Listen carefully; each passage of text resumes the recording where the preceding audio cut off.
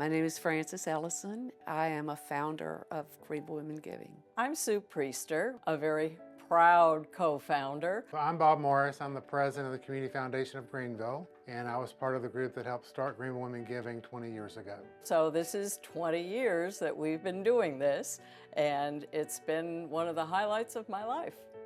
Harriet Goldsmith was a new board member for the Community Foundation, and after her very first meeting, she came up to me and said, I have an idea, and I'd like to take you to lunch. She had a folder, and she said, Bob, I think we should do this. And I said, Harriet, I think you're right.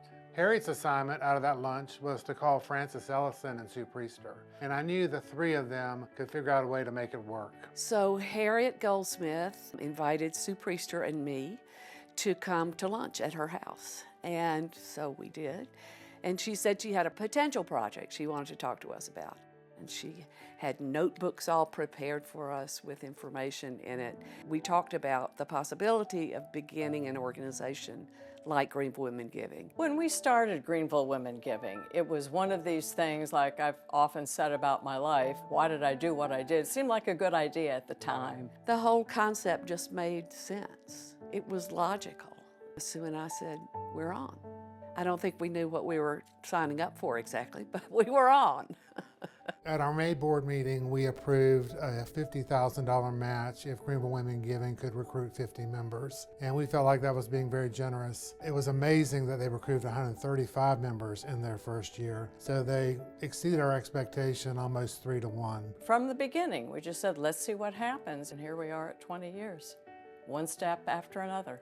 We had gone along for a few years and we had never had an event that was just purely social. And so I think it was Harriet decided that we needed to have a purely social event. So she said, let's just invite everybody to lunch. And so to have this crowd of people and not learn anything was just getting to us. So we said, okay, well, let's ask them a few questions while we're here having lunch. And from that, we learned that the concept of one woman, one vote was very, very important to our membership. It was the thing we learned from that first event, which continues now. We don't mess with it. Everybody has their opinion. Their opinions are equally weighted. The vote can be anonymous. It's an important and underlying theme that we learned was very important to our membership.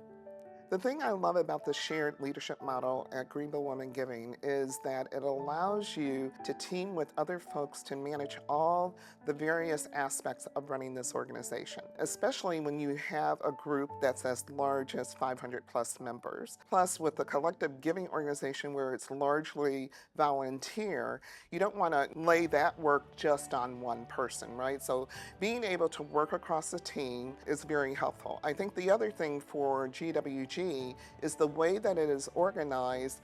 One rolls on, one rolls off with regard to the co-chair requirement. And so asking someone to work 4 years at that level doesn't seem that heavy of a load when you're able to share it. The other thing is that everybody brings their unique skills and you learn from others and you're able to share and able to have backup without a moment's notice because other people know what's going on. I think for the Community Foundation, when Greenville Women Giving got started, it was a little overwhelming for me and my staff because all of a sudden we had hundreds of women that were coming into our office for committee meetings, that were making gifts, that were making stock transfer, all those kinds of things. And it took a while for us to find our footing to work with Greenville Women Giving.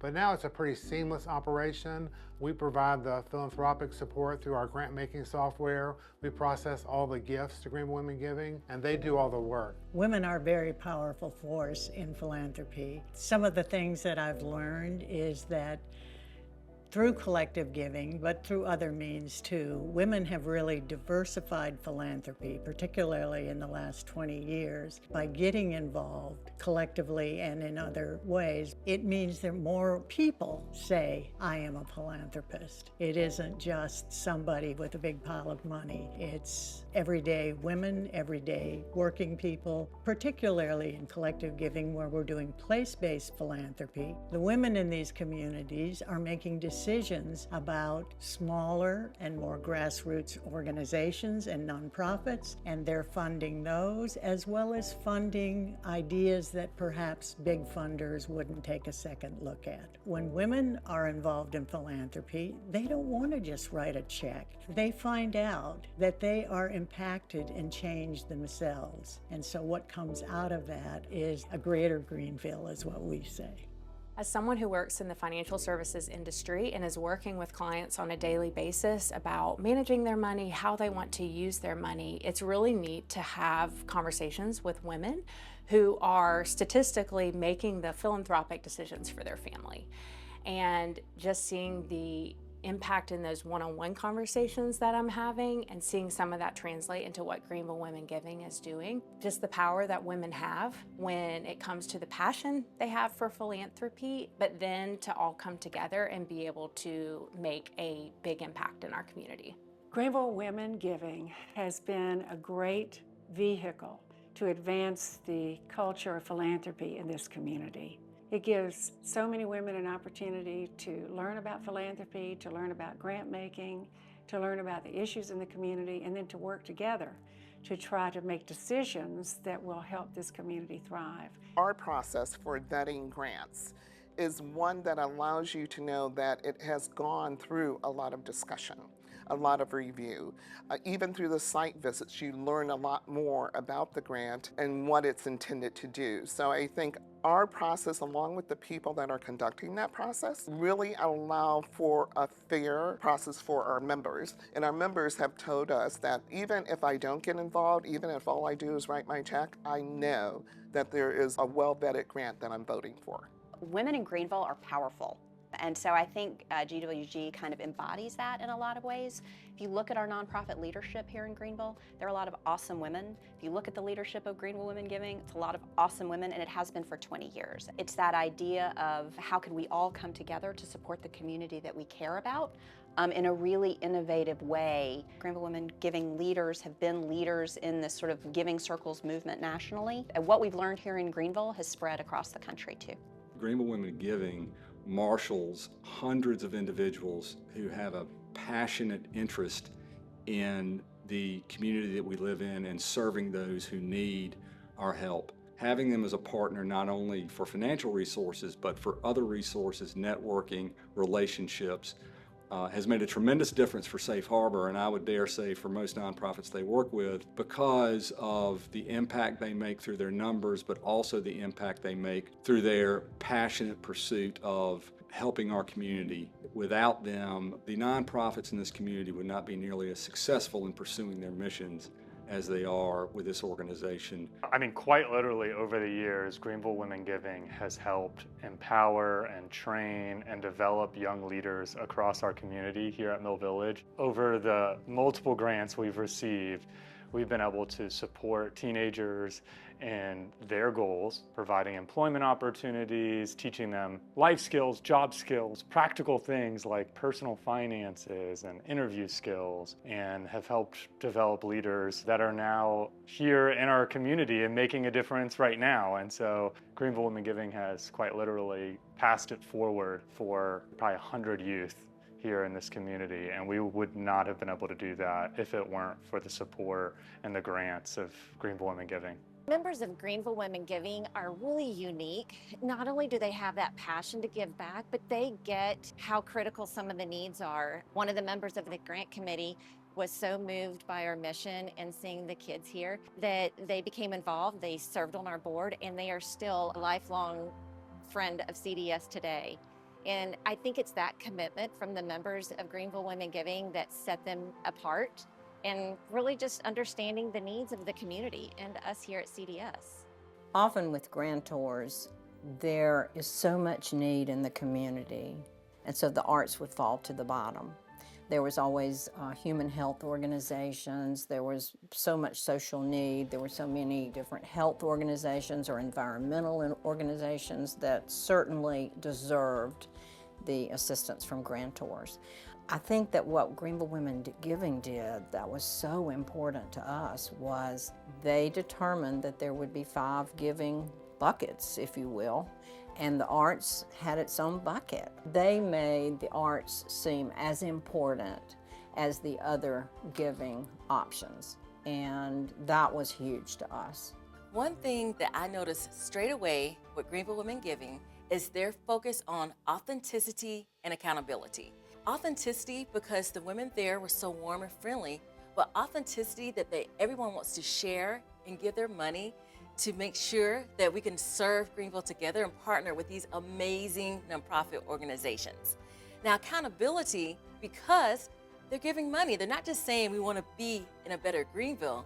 We're putting our money together to actually make a better Greenville. And the accountability that I know that the money that I give is being stewarded over well and making a difference. Knowledge about Greenville, its needs, its problems, its successes. We had the opportunity to educate our members, and we said from the beginning that we would have an educational session, at least one per year in each of our 5 giving areas: arts, education, environment, health, human services.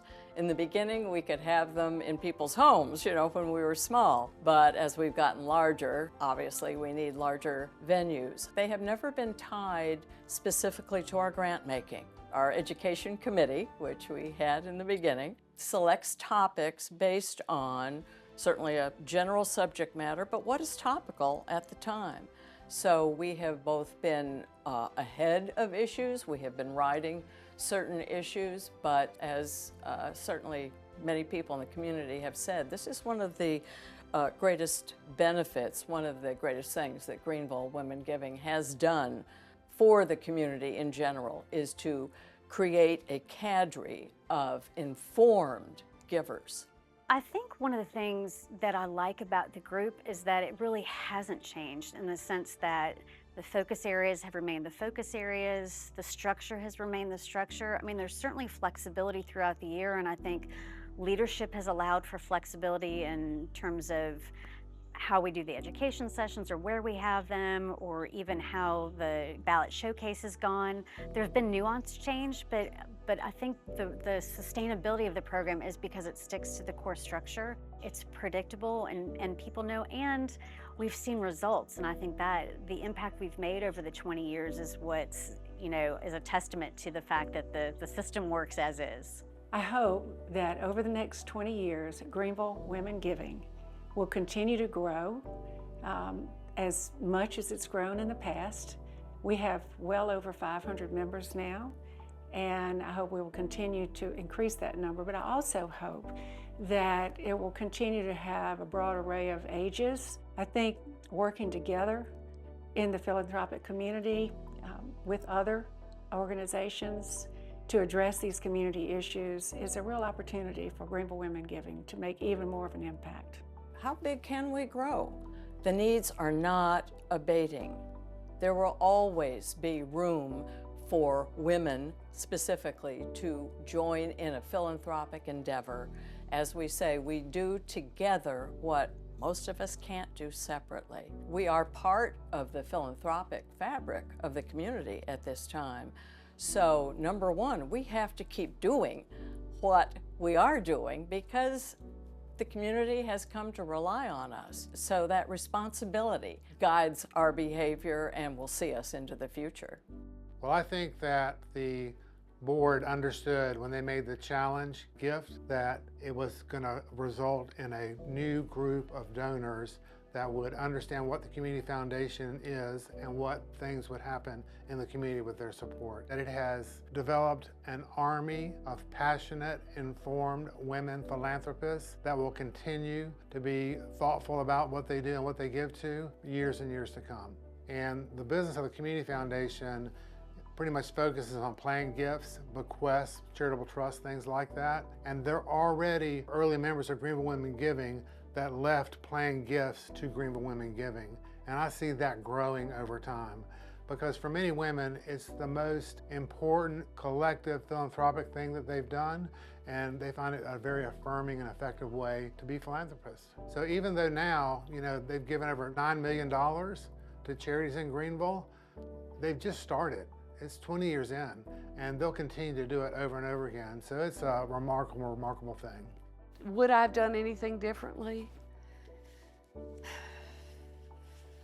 I'm sure there were little things I would have done differently, but there are no big things I would have done differently. It's very important to me that our culture remain open and that it remain open to women, but also that our culture include a relationship with nonprofits that is a partnership, that we're not being anything other than helpful to them. We want to help them do the best job they can do of whatever their purpose is. And so those two things, and one woman, one vote, those are the things that are most important to me and that I would like to see continue for another 20 at least. In the back of my head, I always knew that women were the conveners, the gatherers, the storytellers, the ones that held their families together, their churches together. But I did not realize how impactful they were really in holding their communities together until I got involved with collective giving. And so I see that as an arc of learning for myself and for anyone else who takes this journey, and I hope you do. To be a powerful organization of knowledgeable women. Serving as catalysts for improving the quality of life in Greenville County through collective grant making. To be a leader in women's philanthropy. By educating, engaging, and inspiring our members, nonprofit organizations, and community stakeholders. To foster change in our community.